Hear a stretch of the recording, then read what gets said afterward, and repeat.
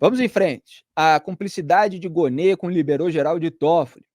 Membros do Ministério Público Federal avaliam que a inação do Procurador-Geral da República, Paulo Gonê, em relação à decisão de Dias Toffoli, que suspendeu as multas atribuídas à JF dos irmãos Batista, no acordo de leniência firmado com o MPF, abriu caminho para o ministro do STF passar a boiada e estender o benefício para Novo Honor, antiga Odebrecht. Então foi a inércia, que nós estamos chamando de cumplicidade, do Paulo Gonê, que o Lula colocou na PGR, apadrinhado pelo Gilmar Mendes, que é ex-sócio dele. Repito, inércia que nós chamamos de cumplicidade. No caso do alívio da multa da JF, que abriu caminho para toda essa boiada da qual a gente está tratando aqui. Então, segundo o Globo, eles acreditam que Gonê deveria ter contestado imediatamente a decisão de Toffoli, que suspendeu o pagamento de 10,3 bi, e um membro do PGR disse ao jornal, abre aspas, a hesitação de Gonê em tomar alguma medida provoca um efeito cascata, o questionamento dos acordos já vigentes, o descrédito do Instituto da Leniência e o desencorajamento dos colegas procuradores por conta da insegurança jurídica. Fecha aspas. Aliás, eu fiz uma ironia outro dia no X, que a única segurança jurídica no Brasil é a certeza da impunidade daqueles que subornam as pessoas certas, né? Isso, as pessoas, eventualmente, até que confessaram o suborno, elas estão ficando impunes. E elas sendo alvo de várias operações, não foi só da Operação Lava Jato, teve a Operação Castelo de Areia, Satyagraha, são 20 anos aí de operação de combate à corrupção que não dá em nada. Mesmo no mensalão, a gente sabe que todo mundo não foi punido. Onde houve ali uma possibilidade de que realmente houvesse punição, houve para alguns e mesmo assim saíram da cadeia rapidamente por indulto de Natal. A gente sabe que nem todo mundo entrou naquele caso, né? Outro integrante da PGR engrossou o coro contra a conduta de Gonê, abre aspas, o sistema criminal voltou a só alcançar os PPP, pretos, pardos e pobres. Gonê deveria ter entrado no recesso com suspensão de liminar perante o Barroso, seria a única chance de barrar essa violação da lei promovida por Toffoli.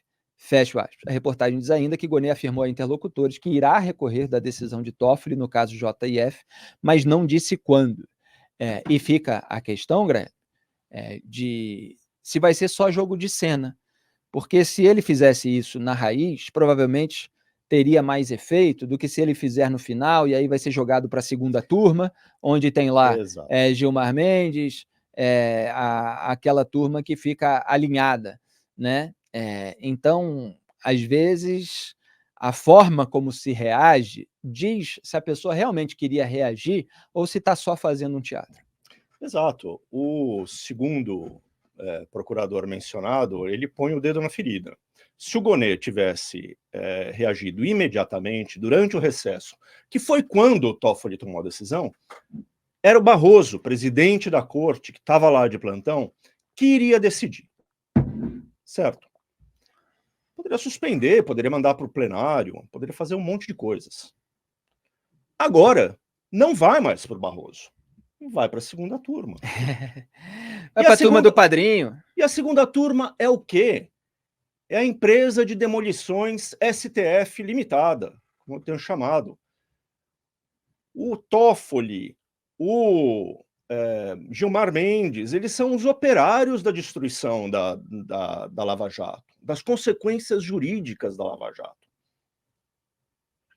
Então, aumenta muito a chance do processo todo ser mantido para desmoralização do STF, do Instituto das Leniências, desmoralização de tudo aquilo que você também mencionou, e com base na fala do procurador.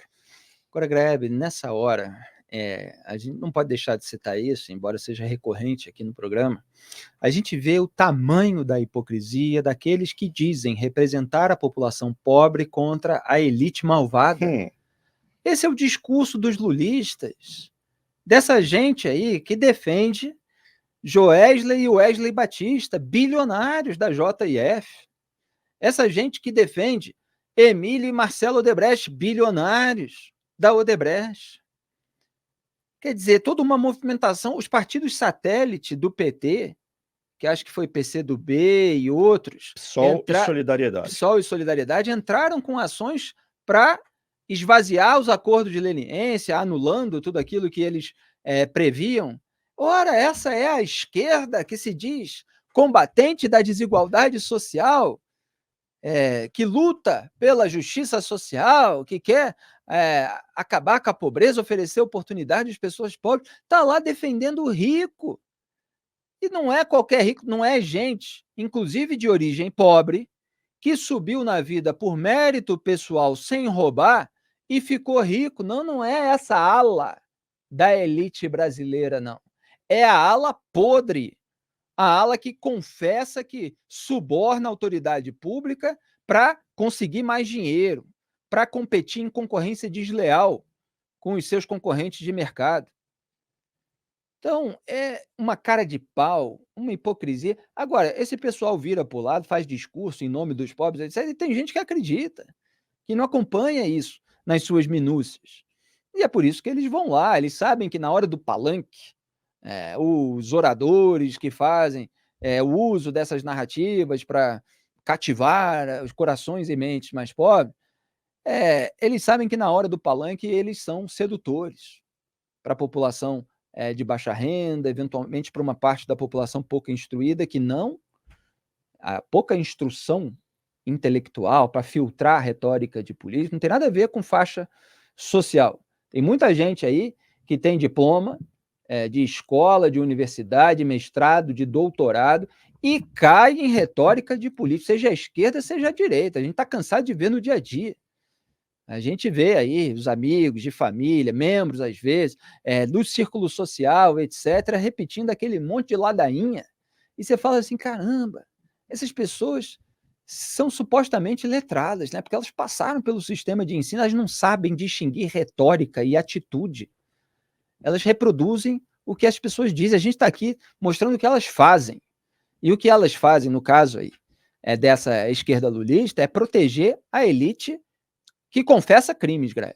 Exatamente. A esquerda foi instrumental para esse negócio todo. Olha, é impossível acreditar que não haja uma estratégia por trás dessa história. Porque foi um ataque por dois lados. PSOL, PCdoB e Solidariedade vieram atacar as leniências por aqui, dizendo que elas foram frutos de um estado de coisas inconstitucional, tralalá, precisa suspender tudo. Ao mesmo tempo, Rui Falcão veio e atacou pelo outro lado, dizendo que teve um acordo entre a Procuradoria e a Transparência Internacional e que, por causa disso, os acordos de leniência da JF são inválidos. Coisas simultâneas, dois ataques feitos pela esquerda com a ajuda dos advogados do Prerrogativas, nos dois casos também. Gente, isso é estratégia de ataque. A esquerda prestou um serviço para a JF. Ela se pôs voluntariamente como ferramenta dessa empresa gigantesca para atacar juridicamente os acordos. É preciso apontar isso. A esquerda, o dedo da esquerda, a mão, as duas mãos, estão nessa liberação. Não é efeito de uma coisa engenhosa dos advogados da JF. É efeito de uma coisa engenhosa dos partidos que orbitam o Lula, do partido do Lula e dos advogados milionários de esquerda que são amigos dele. Esses são os caras que estão forçando a barra para a JF e para o Odebrecht não pagarem as multas que vão para os cofres públicos. O acordo de leniência da JF, que eles estão dizendo que é um absurdo, porque a Transparência Internacional ia ajudar a desenvolver um plano para a aplicação desses recursos em projetos sociais. É isso que o PT está querendo impedir, gasto de dinheiro em projeto social. Olha o nível de loucura que é tudo isso. Hoje foi mais um dia macabro para o mercado da comunicação, principalmente em TV e rádio, porque imediatamente os porta-vozes vão lá balançar a decisão do Dias Toffoli, como se, olha, tivesse havido uma descoberta de que aquelas pessoas que, na verdade, apontavam a corrupção são as verdadeiras corruptas, etc. E aquela notícia plantada, vazada em primeira mão para os porta-vozes, ela já vem com uma narrativa toda falseada, já vem carregada de viés e desinformação, e a gente tem que ir limpando. E às vezes dá trabalho.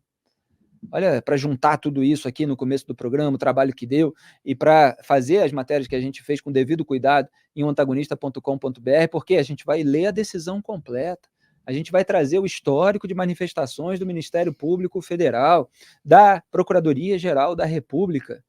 A gente mostra, evidentemente, o outro lado da transparência internacional, mas a gente não abandona o exercício da inteligência. Não é simplesmente mostrar que o Toffoli deu essa decisão, a Transparência Internacional alegou aquilo. Não, aqui a gente incide sobre o assunto. A gente esmiuça em detalhes para mostrar para vocês aquilo que já se sabe que não é verdade. O que muita gente faz é, não tem um lado está dizendo isso, o outro está, vamos esperar para ver, etc. Abandona, que é para deixar, no mínimo, tudo de igual para igual. Né? Todo mundo que maculou a imagem do seu político de estimação fica com a imagem maculada também. Não vamos entrar para ver o que é verdade, o que não é, como que a decisão está sendo sorrateira. Inclusive, o Toffoli usa, de certa forma, o método Moraes. Né? Você tem ali várias omissões de datas, de especificidade. Por exemplo, sobre a Procuradoria-Geral da República, não fica claro o que era do Augusto Aras, o que era da Eliseta, o que é do Paulo Gonet. Faltam elementos nessa decisão. Parece haver uma intenção, seja consciente ou seja inconsciente, de gerar uma confusão e deixar a confusão rodar, porque isso gera notícia, isso gera título, isso gera manchete.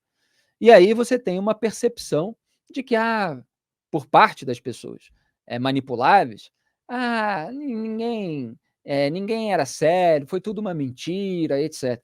É essa ficção coletiva que eles querem impor. Aqui não, a gente vai refutar ponto a ponto.